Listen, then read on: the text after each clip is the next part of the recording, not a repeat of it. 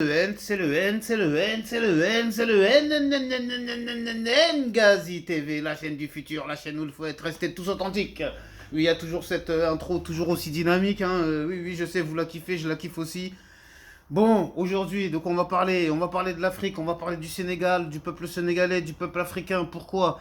Parce que Sénégal, actuellement, nous avons des émeutes dues à, on va dire, un nouveau politicien qui émerge, apparemment qui représente la jeunesse du Sénégal. Je crois il se prénomme Ousmane Sanko. J'espère que je ne vais pas me tromper sur la prononciation du nom et du prénom. Euh, alors cet homme, qu'est-ce qu'on lui reproche? On lui reproche apparemment, on l'a condamné pour incitation. Comment ils ont appelé ça? Ils ont trouvé un terme assez technique. Incitation à la débauche de la jeunesse, quelque chose comme ça, hein. Et ensuite, on a voulu aussi lui coller une histoire de viol, histoire de se débarrasser de lui. Bon, je parle bien sûr au conditionnel, hein, parce que ça paraît gros comme une maison. Tout d'un coup, on essaye de lui trouver tout un tas d'histoires pour le rendre un petit peu inoffensif. On a essayé de le déchoir de ses droits en tant que électoraux, hein, de ni pouvoir ni voter ni se faire élire, évidemment pour l'éliminer pardon, de la course à la présidentielle. Étant donné qu'il comptait se présenter, étant donné avec tout ce qui se passe actuellement, parce qu'il y a un soulèvement de la population là-bas, un peu comme ce qui s'est passé en France avec les Gilets jaunes ou lors de la réforme des retraites, hein, tout récemment. Donc maintenant, chapeau, hein, on est tous là, on est tous les premiers à dire bravo au peuple sénégalais. Maintenant, si vous voulez qu'on rentre un peu plus dans le technique de tout ça, de ce qui a pu se produire ou se passer d'après moi, n'oubliez pas qu'en ce moment, il y a euh, une espèce de confrontation mondiale entre l'ancien monde et le nouveau monde. L'ancien monde représenté par l'Occident et les États-Unis, et le nouveau monde représenté par les fameuses BRICS, c'est-à-dire le Brésil, la Russie, l'Inde, la Chine et l'Afrique du Sud, plus d'autres petits pays qui petit à petit se greffent à tout ça. Et ce qui se passe en fait, c'est que les BRICS essaient de reprendre le management, le leadership euh, au niveau de tous les investissements qui peuvent être, on va dire ça comme ça, hein, qui peuvent être faits en Afrique, hein, ou pour les plus aguerris, on dira pour le nouveau néocolonialisme 2.0, hein, parce qu'il ne faut pas se tromper, hein, on, on change de, de, de, de- de dictateur pour un père fouettard. En fait, c'est comme si je vous dis, on échange, c'est le fameux la peste ou le choléra, parce que quoi qu'il arrive, on n'aura pas notre indépendance. Donc maintenant les BRICS, peut-être que avec les BRICS, ils vont moins saigner l'Afrique que leurs prédécesseurs. Ah oui, je suis obligé d'en rigoler, de le prendre comme ça, mais euh, que vous me croyez ou pas, mais ou que vous soyez d'accord ou pas, voilà. Ça reste mon point de vue, ça reste mon avis.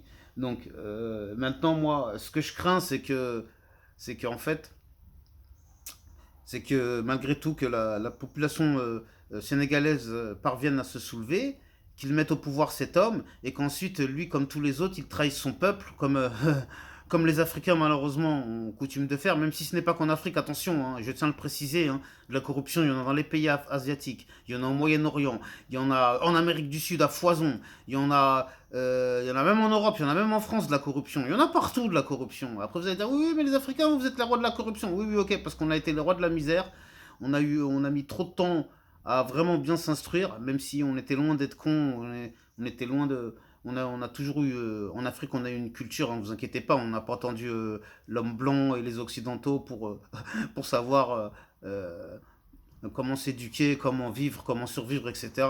Même si le but, bien sûr, de la colonisation, c'était d'imposer son mode de vie aux, aux civilisations indigènes, entre guillemets, ou aux civilisations potentiellement inférieures, d'après eux. Parce qu'attention, moi j'en ai entendu des vertes et des pas mûres sur le colonialisme, tout comme c'était rendre service aux peuples inférieurs que de les coloniser afin de les élever. Non mais s'il vous plaît, bon bref.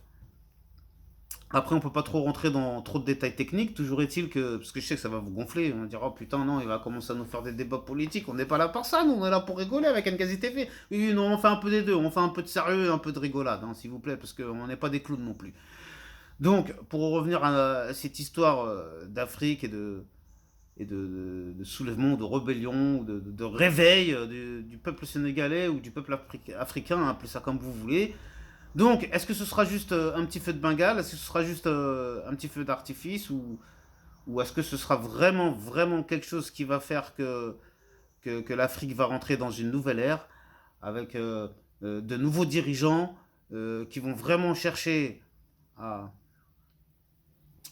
à remonter le niveau en Afrique, dans le sens où parce que avant j'avais pour coutume de dire mais je comprends pas, l'Afrique c'est le continent le plus riche au monde, par contre la population on fait partie des plus pauvres, mais qu'est-ce qui se passe, c'est pas normal. Après il y a quelqu'un qui m'a rectifié, qui m'a dit oui non non dis pas ça, c'est non non. L'Afrique ce n'est pas le continent le plus riche au monde, c'est le continent qui regorge de plus de ressources naturelles. C'est pas pareil. J'ai dit, ah oui, d'accord, ok, si tu veux, on va jouer avec les mots, il n'y a pas de problème. Donc on va être précis.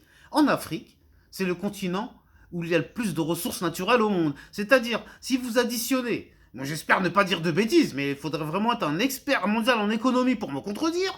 Donc moi, d'après ce que j'ai pu apprendre au cours de ma vie, en Afrique, c'est le pays où ça regorge le plus de tout ce qui est les minerais, les minerais spéciaux, c'est comme ça qu'on appelle ça, les pierres précieuses, tout ce qui est diamant, or, pétrole, zinc, fer, en veux-tu, en voilà. C'est en Afrique. C'est en Afrique où il y a toutes les réserves.